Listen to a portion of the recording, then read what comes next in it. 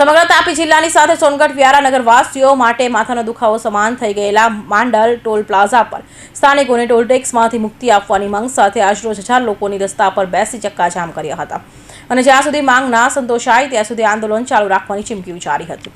તાપી જિલ્લાને વિશેષ કરીને સોનગઢ અને વ્યારાના વિકાસમાં અવરોધરૂપ એવું માંડલ ટોલ પ્લાઝા જ્યારથી અહીંયા સ્થાપવામાં આવ્યું ત્યારથી જ લોકો માટે સમસ્યાનું કારણ બની ગયું છે।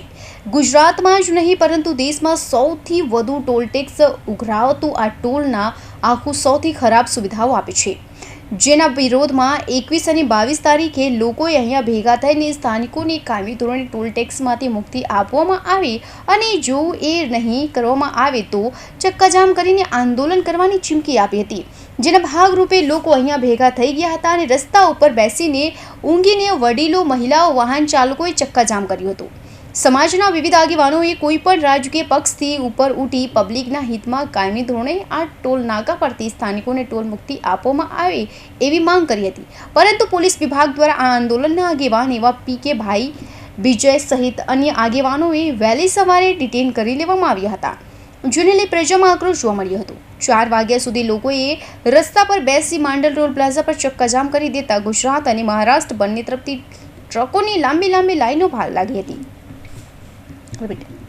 4 વાગ્યા સુધી લોકોએ રસ્તા પર બેસી માંડલ ટોલ પ્લાઝા પર ચક્કાજામ કરી દેતા ગુજરાત અને મહારાષ્ટ્ર બંને તરફથી ટ્રકોની લાંબી લાઈનો લાગી ગઈ હતી। રતિલાલભાઈ તુલસીભાઈ ગામે। રતિલાલભાઈ, આ જે જગ્યા છે એ કોની છે? અમારી છે। તમારા નામ પર કાગળ દસ્તક અમારો વળતર બી નથી આપ્યું, અમને હજુ સુધી તમને વળતર નથી આપ્યું। અમારે પોતાને વાહન આવે તેના ટોલ આપવાનું અમારો બરાબર છે। કેટલા વર્ષ પહેલાં તમે આ જગ્યા આપેલી? આ 2009માં સંપન્ન થયેલી। બરાબર છે। તમને કેટલા રૂપિયા આપવાની વાત કરેલી ત્યારે? અત્યારે અમને તંત્રીકોને 12 રૂપિયા આપેલા। 12 રૂપિયા સ્ક્વેર ફૂટના કે મીટરના? મીટરના। ને એ બી હજુ સુધી આપ્યા નથી? એ આપ્યા 66,000। બરાબર। હવે તમારી માંગ શું છે હાલમાં? હવે અમારી કેસ ચાલે છે। તમારો કેસ ચાલે છે, તો તમે શું માંગણી, તમારી ઈચ્છા શું છે આમાં? અમારે તો 2-3 કરોડ તમને મળવા જોઈએ। આ દિવસે 50 લાખ રૂપિયા કમાવે છે 24 કલાકમાં। આપણે વરહામાં આટલા સમયમાં આપણે તો આટલા જોઈએ કે નહીં? બરાબર છે। તો તમારા હાઈકોર્ટમાં કેસ કેટલા સમયથી ચાલુ છે? 2016માંથી। બરાબર। તમને આ લોકો કોઈ જવાબ આપે કે નહીં આપે?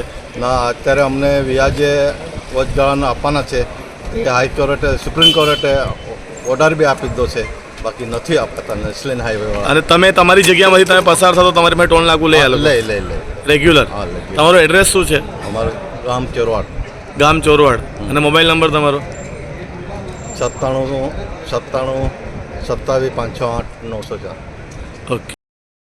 અંતે પોલીસ વિભાગે બંને આગેવાનોની પોલીસ પકડમાંથી મુક્ત કરવા પાડ્યા હતા અને NHIના ઉચ્ચ અધિકારીઓએ ભરૂચથી માંડલ ટોલ પ્લાઝા પર દોડીને આવવું પડ્યું હતું, પરંતુ અહીંયા આવેલા ગુપ્તા નામના અધિકારીએ પ્રજાને સંતોષ થાય એવા કોઈ જવાબ ન આપ્યો હતો અને જે ચાલે છે તેમ જ ચાલશે એવો આ શબ્દો ઉચ્ચારતા પબ્લિકે પણ હવે જ્યાં સુધી એમની માંગ નહીં માનવામાં આવે અને સ્થાનિકોને ટોલમાંથી મુક્તિ આપવામાં નહીં આવે ત્યાં સુધી આંદોલન ચાલુ રાખવાની તૈયારી બતાવી હતી। સાથે જ એમ કહી શકાય કે આખરે તાપી પોલીસે બળજબરીપૂર્વક માંડલ ટોલ નાકાના આંદોલનને કચડી નાખ્યું એમ કહી શકાય। સાદિક પઠાણ સાથે મનીષ જ્ઞાનચંદાની હિન્દ ટીવી ન્યૂઝ તાપી।